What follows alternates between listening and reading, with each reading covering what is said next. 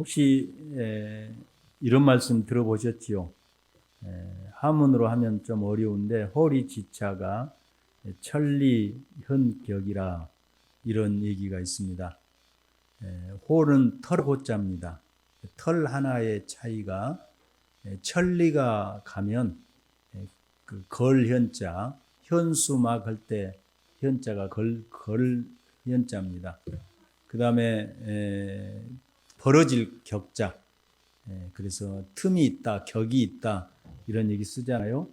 그러니까 천리를 터럭 하나가 이제 천리를 지나면 다시는 도무지 만날 수 없는 아주 현격한 차이를 드러낸다 하는 것입니다. 여러분 이 말에 동감하시지요? 작은 차이가 정말 명품을 만들어내고 작은 것이 클래스 있게 만들고 작은 차이가 정말 어떤 사람을 또 우리 신앙에 있어서 도무지 극복할 수 없는 어려움과 위기를 가져다 준다는 것입니다. 그래서 사실은 현명한 사람들은 작은 것에 충실하고, 그래서 우리 주님께서도 작은 것에 충성한 자를 뭐요? 큰 것으로 갚아주리라, 또 큰 일을 맡기리라 이렇게 말씀하고 있습니다. 어리석은 사람은 작은 것을 등한시 않고 큰 것만 하려고 하는데, A를 모르는 사람, B를 모르는 사람이 단어를 알 수 없고 문장을 만들 수 없는 것처럼 신앙생활에 있어서도 작은 것에 참으로 충성하지 않고 또 작은 것을 우리가 제거하지 않고는 영적인 생활에 있어서 승리할 수 없다는 것입니다. 오늘 본문 말씀은 이 작은 것, 조금 있는 것, 약간 남은 것, 이것을 처리하지 못해서 결국은 이제 천리현격, 정말 돌이킬 수 없는 큰 어려움에 당한 것을 말씀하고 있습니다. 우리가 이제 2주 만에 다시 여호수아로 돌아왔는데 10장에 보면 기브온이 예루살렘을 중심으로 한 연합군에 의해서 위기에 처했을 때에 이스라엘 백성들이 그들과 화친을 맺었으므로 그들을 이제 도우려고 갔다가 남쪽에 있는 가나안을 정복하게 됩니다. 그리고 내친 걸음에 북쪽으로 올라갔는데 북쪽에는 야빈왕 하솔을 중심으로 해서 아주 강력한 가나안 연합군이 있었는데 그 군인의 수가 바다의 무엇과 같다고요? 해변의 모래수와 같고, 그리고 그 병거, 청동기 시대인데 병거가 있었고, 이건 2차 대전 때만큼, 지금 탱크는 그렇게 유력을, 지금도 전차는 굉장히 보병에게 있어서 큰 무기이죠. 강력한 무기죠. 그렇지만 1, 2차 대전에 있어서 전차라는 것은 정말 대단했죠. 제가 전에도 말씀드렸지만 독일이 유럽을 단숨에 몰고 갔던 것은 유럽 사람들이 가진 전차와 다른 개량한 이제 새로 만든 전차 덕분이었죠. 그래서 넘멜 같은 경우에는 사막의 여우라고 그 전차로 적들을 물리쳤죠. 그런데 고대 세계의 마병과 병거라는 것은 보병과 달리 엄청난 위력을 발휘했는데 얼마나 많든지 헤아리기가 어려울 정도라고 말하고 있습니다. 그런데 하나님의 도우심으로 이 남쪽의 연합군들을 물리쳤는데, 우리는 이걸 성경을 압축해서 기록하고 있기 때문에 한 번에 다 물리쳤는가 보구나 이렇게 생각할 수 있는데 그렇지 않습니다. 18절 말씀에 보면 여호수아가 그 모든 싸운 지가 오랫동안이었더라 이렇게 말씀하고 있습니다. 그러니까 오랫동안이면 몇 년간 싸웠느냐? 그 여호수아서 14장에 보면 갈렙이 말한 내용을 통해서 알 수가 있습니다. 이제 강야에서 내가 40년 동안 방황했고 지내왔고, 그러니까 강야에서 가데스바네아 민수기 14장에 나와 있었던 시점, 그래서 갈렙이 이스라엘의 스파이로 가나안 땅에 들어갔던 나이가 40세였는데 40년을 방황했으니까 몇 살이 됐습니까? 80세가 됐지요. 그런데 이제 갈렙이 내 나이 85세라고 여호수아에게 말하고 있으니까 바로 전쟁이 몇 년 동안 있었겠어요? 5년 동안 있었습니다. 그러니까 상당히 지난했지요. 우리는 막 성경에서 단숨에 가나안을 다 정복한 것 같지만 실제로 그렇지 않습니다. 5년 동안 얼마나 많은 어려움. 여러분, 전쟁을 하나님이 사령관 되셔서 도와주셨지만 가족을 떠나서 5년 동안 전쟁을 치른다는 것은 그렇게 쉬운 일이 아닙니다. 그런데도 불구하고 오늘 19절, 20절 말씀에 보면 또 21절의 말씀에 보면 바로 이스라엘 백성들이 훌륭하게 하나님의 명령에 순종해서 전쟁을 수행하고 그 다음에 가나안 사람들을 진멸해서 바쳤다고 말씀하고 있습니다.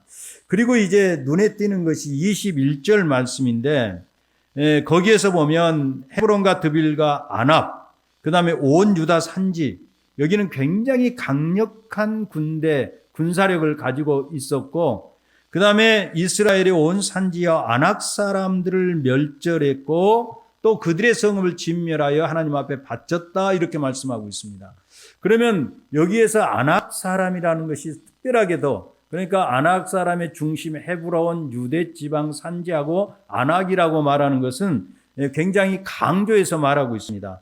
40년 전에 이스라엘 백성들을 절망시켜서 강에서 40년 동안 방황하게 했던 그 원인이 무엇이었습니까? 왜 이스라엘 정탐꾼들이 돌아와서 10명이 우리는 그들 앞에 그들 보기에 메뚜기와 같은 존재라고 말했습니까? 왜 이스라엘 백성들이 그 말을 듣고 울면서 우리가 다시 애굽으로 돌아가자고 하고 이를 만류하는 갈렙과 여호수아를 돌로 치려고 했습니까? 그것은 바로 이 아낙 사람들 때문에 그랬습니다.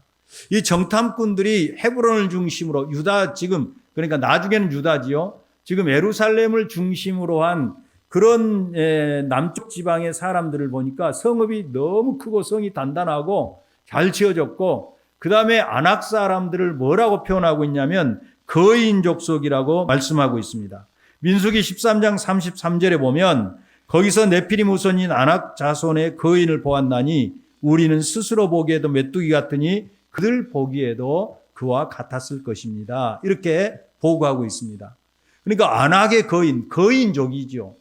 그래서 이 거인족들 신명기 1장 28절에 보면 모세가 40년 후에 해고할 때에 우리가 어디로 가랴 우리의 형제들이 우리를 낙심하여 말하기를 그 백성은 우리보다 장대하며 그 성읍들은 크고 성곽은 하늘에 닿으며 또 우리가 거기에서 아낙 자손들을 보았노라 이렇게 얘기하고 있고 신명기 9장 2절에 크고 많은 백성은 내가 아는 아낙 자손이라 그에 대한 말을 너희가 들었나니 이르기를 누가 아낙 자손을 능히 당하리요 하거니와 이렇게 모세가 해고하면서 말하고 있습니다. 이스라엘 백성들이 가나안 땅을 정복할 수 없다고 생각하고 그 다음에 우리가 다시 애굽으로 지도자를 세워서 돌아가자고 했던 이유가 바로 무엇이었다고요? 아낙 사람들이었다고 말하고 있습니다. 그 거인족들을 보고 오금이 절려서 이스라엘의 스파이들이 이제 아주 부정적인 그런 보고를 하게 된 것입니다. 자, 그런데 오늘 말씀에 40년 전에 이스라엘 백성들의 간담을 높게 만들었던 바로 그들을 모두 다 진멸해서 누구에게 바쳤다? 하나님 앞에 바쳤다고 말씀하고 있습니다. 그리고 23절에 이제 그 결과에 대해서 승전보를 이렇게 기록하고 있습니다. 23절 말씀 다 같이 읽습니다. 이와 같이 여호수아가 여호와께서 모세에게 말씀하신 대로 그 땅을 점령하여 이스라엘 지파의 구분을 따라 기업으로 주매 그 땅에 전쟁이 그쳤더라. 전쟁이 끝났다. 그쳤더라. 그런데 우리 성경에는 그쳤더라고 말씀하고 있는데 원문 성경에 보면 바로 시계하다, 사카트라고 그렇게 번역하고 있습니다. 전쟁이 쉬었다. 이 말은 무슨 말입니까? 쉬었다는 개념은 바로 레스트, 안식했다는 개념입니다. 1장 13절에 보면 너희의 하나님 여호와께서 너에게 안식을 주시며 이 땅을 너에게 주시리라고 말씀하고 있죠. 그래서 NIV라는 영어 성경에는 이것을 번역할 때 어떻게 번역을 했냐면 바로 그 땅이 전쟁으로부터 안식을 얻었다 이렇게 번역하고 있습니다. 안식의 땅, 하나님께서 안식을 주셨다는 거예요.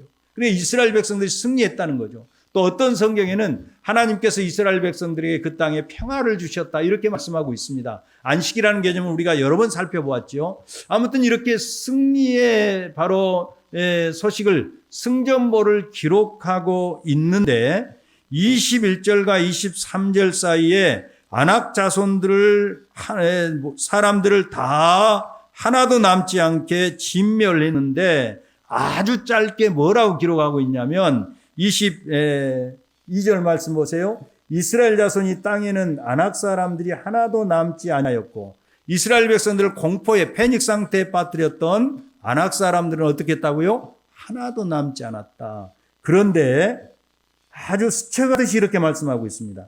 가사와 가드와 아스돗만 뭐였더라? 남았더라. 이렇게 말씀하고 있습니다.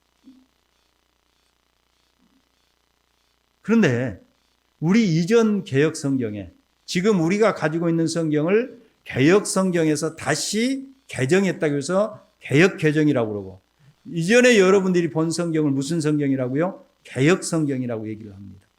거기에는 약간 남았더라 이렇게 번역하고 있습니다. 또 우리 성경도 여러 말로 번역되어 있어요. 공동 번역도 있고 표준 새 번역도 있고 킹제임스 버전의 한글 성경 번역 성경도 있습니다. 그런데 한국 교회는 주로 개역 개정을 거의가 90%가 그렇게 보지요. 그런데 우리말 성경에 보면 바로 이렇게 얘기하고 있습니다. 뭐라고 얘기를 하고 있냐면 약간 남았더라 개정에는 그리고 조금 그 사람들을 일부를 남겨두었더라. 일부가 살아남았을 뿐이더라. 이렇게 말씀하고 있습니다. 그러면 지금 이것은 무엇을 얘기하고 있습니까? 이스라엘 백성들이 무적의 거인족인 아낙 자손들을 다 한 사람도 남기지 않고 멸절해서 하나님 앞에 바쳤다는 것입니다. 그러면 가드와 가사와 아스돗은 어때요? 별 볼 일 없었다는 것입니다. 그들은 별로 그들은 아주 그 존재감이 미비하고 작고 그래서 그들을 그냥 건드릴 필요도 없을 정도로 그런 작은 부족이었다는 것을 알 수가 있습니다. 그러면 왜 그들이 이 가사와 가드와 아스돗을 약간만 일부만 살아남게 했었을까? 이렇게 보면 그들은 이렇게 생각했을 것입니다. 우리가 아낙 자손도 그 강대한 아낙 자손도 다 물리쳤다면 필요하면 언제든지 그들을 가서 다 진멸할 수 있을 것이라고 아주 안이하게 판단했습니다. 그리고 이제 두 번째 더 결정적인 사실이 있는데 그 이스라엘 백성들은 전쟁을 수행해서 하나님의 말씀에 순종했는데 아주 힘이 약한 부족들을 남겨두어서 그들의 노동력을 이용해서 그들의 생활에 편리를 이익을 추구하고자 했다는 것입니다. 그래서 여호수아서 16장 10절에 보면 그들이 게셀에 거주하는 가나안 족속을 쫓아내지 아니하였으므로 가나안 족속이 오늘까지 에브람 가운데 거주하면서 노역하는 종이 되니라. 노역하는 무엇이 됐다고요? 이스라엘 백성들을 대신해서 굳은 일, 힘든 일, 아주 나쁜 그런 3D 그런 직종과 같은 일들을 감당했다. 종이 되어서 이렇게 기록하고 있습니다.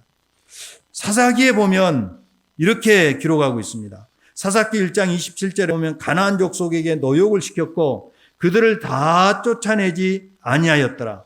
3장 3절에 보면 사사기 벳세메스와 베다만 주민들이 그들에게 노역을 하였더라. 35절에 보면 아마리 족속들이 마침내는 노역을 하였으며 이렇게 기록하고 있습니다.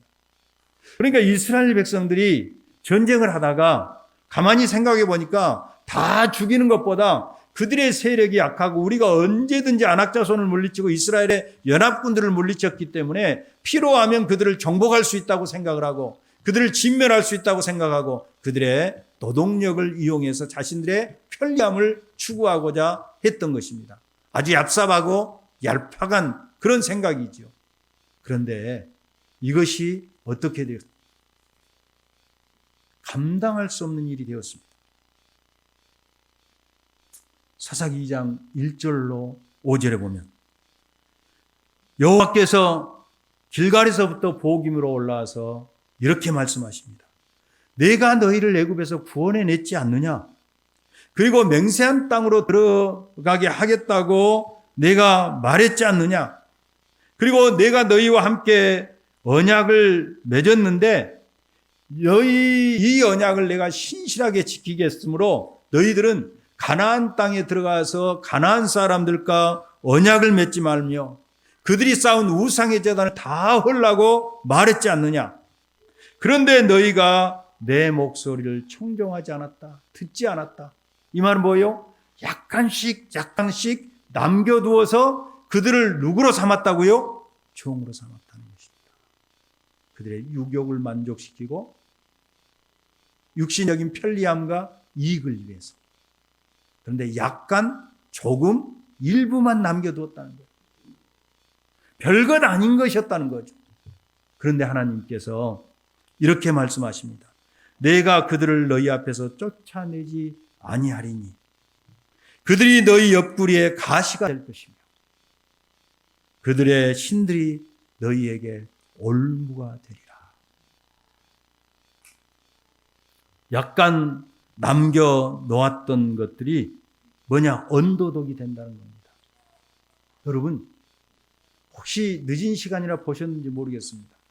저도 다는 안 봤는데 중간중간 하이라이트만 봤는데 전반전 제가 보다가 피곤해서 그냥 잠을 잤든가 아무튼 보진 않았어요. 그런데 전반전 이렇게 꽁을 차는 걸 보니까 완전히 독일이 얼마나 진짜 이게 축구가 아니라 예술이더라고요. 그 문제는 앞에서 세밀하게 패스를 주고받는데 일본 축구 대표팀이 완전히 농락을 당하는 거예요. 그래서 적어도 3대 0에서 5대 0 정도는 지겠구나 이렇게 생각했는데 나중에 보니까 일본이 2대 1로 이겼습니다. 점유를 보니까 28대 73인가 72인가 이렇게 됐습니다. 슈팅 수도 보니까 독일이 12개를 날렸는데 일본은 0개였습니다. 2개. 나중에 이제 유효스동 2대 1로 이겼으니까 일방적이었어요. 누구도 일본이 이기리라고 생각하지 않았습니다.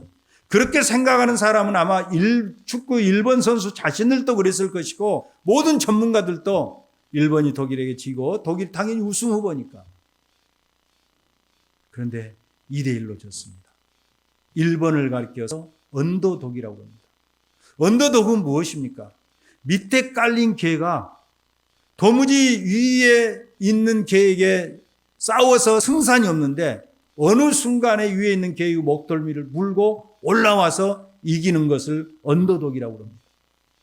가드와 가사와 아스돗 약간 남고 일부만 살아남고 조금 남은 그들이었고 이스라엘 백성들에게 있어서는 그들은 아주 나약하고 미미하고 존재감이 없는 그런 부족이었는데 하나님의 말씀에 청종하지 않고 그들을 남겨둔 그것이 강아지 새끼가 아니라 시간이 지나니까 호리지차가 천리 형격이 된 것처럼 이스라엘 백성들의 옆구리에 뭐가 됐다고요? 가시가 되고 그들의 신들이 이스라엘 백성들의 무엇이 됐다고요? 올무가 된 것입니다. 하나님께서 이들을 진멸하고 가나안과 통혼하지 말라고 한 이유가 무엇입니까? 바로 이 가나안 땅은 하나님께서 주신 기업이기 때문에 가나안 땅의 성막 중심에 거룩한 문화가 건설돼야 됩니다. 그런데 이들과 통혼하고 이들을 남겨두면 마치 물에 잉크방울 한 방울을 떨어뜨리면 순식간에 물이 오염되듯이 이스라엘 백성들이 오염되어서 하나님께서 부르신 그 목적을 이룰 수가 없습니다. 하나님 나라를 세울 수 없고 제사장 나라로 설 수가 없는 것입니다. 그래서 하나님께서 그들과 통혼하지 말고 그들의 제단을 놀고 그들을 진멸하라고 말씀하신 것입니다. 그런데 약간 남겨둔 그들과 어떻게 했습니까? 사사기 3장 6절에 보면 그들의 딸을 맞아 아내로 삼으며 자기의 딸들을 그들에게 아들에게 주고 또 그들의 신을 섬겼다. 하나님께서 우리가 하신 것이 현실로 나타났습니다. 언더독이 돼서 아주 작은 수가 서로 통혼하게 되자 점점 더 이스라엘 백성들이 그들의 신을 섬기게 되었다는 것입니다. 사사기 3장 7절에 보면 이스라엘 자손이 여호와 목전에서 악을 행하여 자기들의 하나님 여호와를 잊어버리고 바알과 아세라를 섬기자.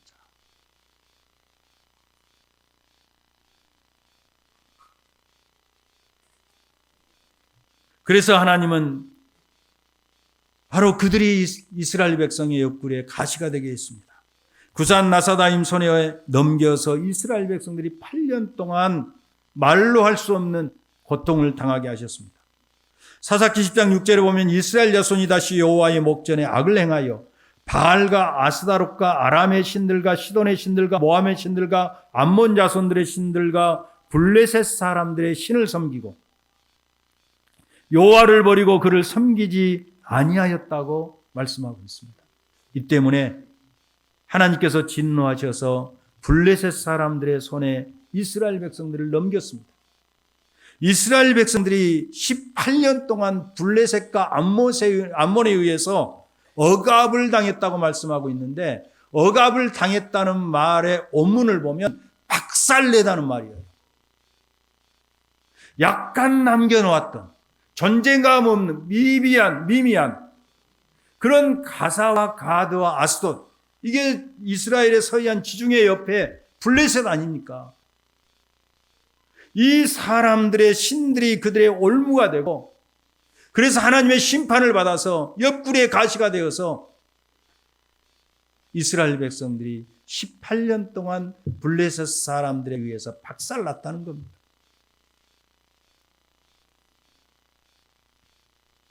여러분, 이스라엘 백성들이 여호와의 목전에서 악을 행하자 약간 남겨놨던 블레셋이 또 이스라엘 백성들을 압제했습니다. 하나님께서 이스라엘 백성들을 구원하려고 마노아에게 아들을 주셨는데 그 아들의 이름이 누굽니까? 삼손입니다. 잘 알죠? 그런데 삼손을 유혹해서 공경에 빠뜨리고 삼손의 두 눈을 뽑히게 하고 맷돌을 갈게 했던 그 여자가 어디 사람이죠? 블레셋 여인 들릴라입니다. 이스라엘 백성과 블레셋 사람들은 같은 하늘을 이고 살 수 없는 철천지 온수와 같고 앙숙이고, 다윗이 그들을 정복할 때까지 이스라엘 백성들은 늘 블레셋에 의해서 말할 수 없는 고통을 당했습니다. 이스라엘 백성들의 복음을 절개했던 그 골리앗도 블레셋 가드 사람입니다. 사울과 두 아들이 블레셋과 전쟁에서 전사를 하게 되었습니다. 사랑하는 여러분, 오늘 주시는 메시지가 무엇입니까? 하나님께서 왜 다 정복했다고 말씀하시는데 아주 짧게 가사와 가드와 아스돗만 약간 남고 조금 남고 일부만 살아있다고 말씀하고 있습니까? 첫째는 하나님께서 요구하시는 것은, 한번 따라서 합시다. 온전한 순종. 온전한 순종을 요구합니다. 우리는 큰 순종을 때로 하면서 아주 작고 사소한 순종을 하지 않습니다. 그런데 하나님께서 원하시는 것은 순종이 몇 프로냐가 아니라 온전한 순종을 요구하고 계신다는 것입니다. 온전한 순종을 하지 못할 때 그것이 우리에게 올무가 되고 옆구리에 가시가 된다는 것이죠. 두 번째는 무엇입니까? 하나님께서 우리에게 진멸하라고 요구하십니다. 제가 여러 번 말씀드렸지만 우리의 전쟁은 물리적인 전쟁이 아닙니다. 우리에게는 성전, 거룩한 전쟁, 홀리워가 없습니다. 우리에게 주신 의무는 사랑의 빚을 갚는 것입니다. 이슬람 사람들에게도, 힌두교인들에게, 불교인들에게도 스프레이를 가지고 가서 불상에다가 그냥 이렇게 가위표를 치고 십자가를 그어놓고 당군의 목을 그냥 쳐서 파괴하고, 이게 주님을 위한 것이 아니에요. 우리는 스님에게 가서도 최대한의 겸손함과 온유함과 그리고 예수 그리스도께서 십자가에서 우리에게 베풀어 주셨던 사랑으로 그 영혼을 불쌍히 여기고 섬겨야 될 줄 믿습니다. 당신 우상 섬겨 지옥 가! 이렇게 하라는 말이 아니에요. 복음을 그들에게 전해서. 이슬람 사람들과 마찬가지. 그래서 우리가 물리적으로 기독교가 공동체를 형성하고 연합체로서 세상에서 정치적인 압박을 하고 종교적인 압박을 해서 기독교 위상을 세우는 것이 아닙니다. 기독교의 참 위상, 완성된 바로 새 언약의 공동체인 교회의 위상은 다른 것이 아니라 하나님의 거룩하신 말씀에 순종하고 거룩하고 세상에 대해서 사랑에 빚진 자로서 그 빚을 갚으며 사는 것이 교회의 위상이고 그리스도인의 위상인 줄 믿으시기 바랍니다. 이걸 모르니까 날마다 강화문에 가서 집회하고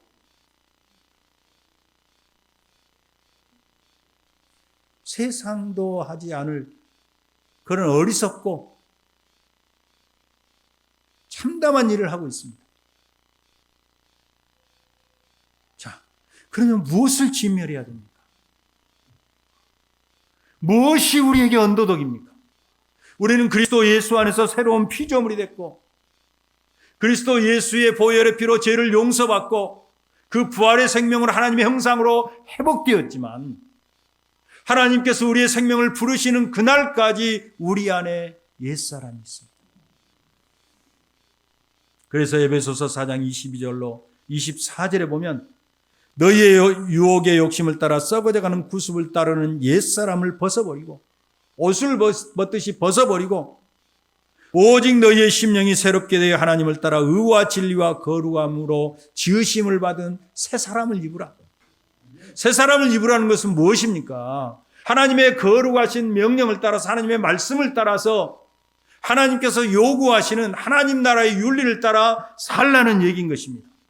옛사람은 무엇입니까?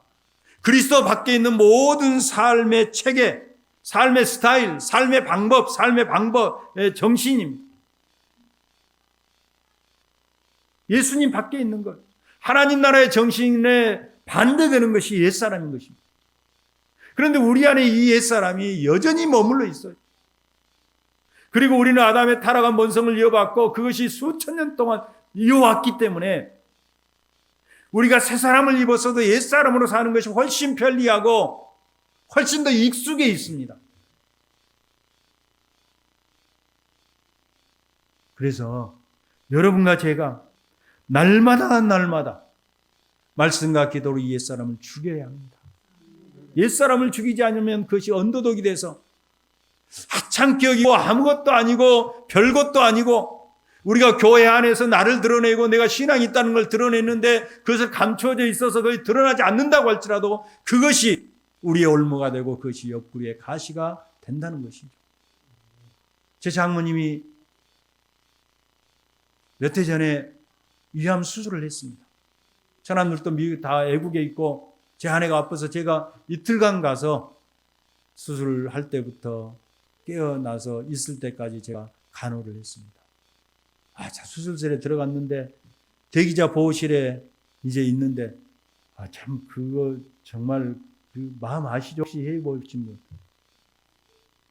기도하면서 하나님 도와주세요. 수술 잘 되게 해주세요. 하고 한참 몇 시간을 기다렸는데 수술 끝났다고 전광판에 쫙 이렇게 나옵니다. 그래서 안도의 한숨을 쉬고 있는데 의사가 호출을 합니다. 갔어요. 그랬더니 절제한 부분을 보여주시는 거예요.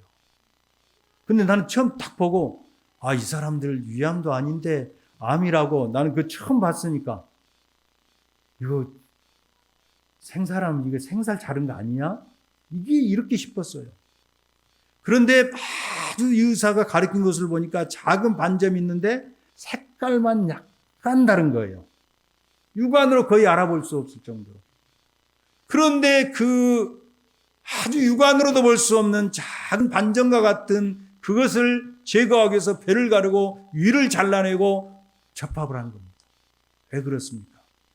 그대로 놔두면 그것이 온몸에 퍼져서 생명을 앗아가기 때문입니다. 약간 남은 것, 조금 남은 것, 정말 존재감이 없는 그런 옛사람이라고 할지라도 그대로 놔두면 그것이 후에 우리의 영혼을 완전히 망가뜨리고 우리를 부패시키고 오염시켜서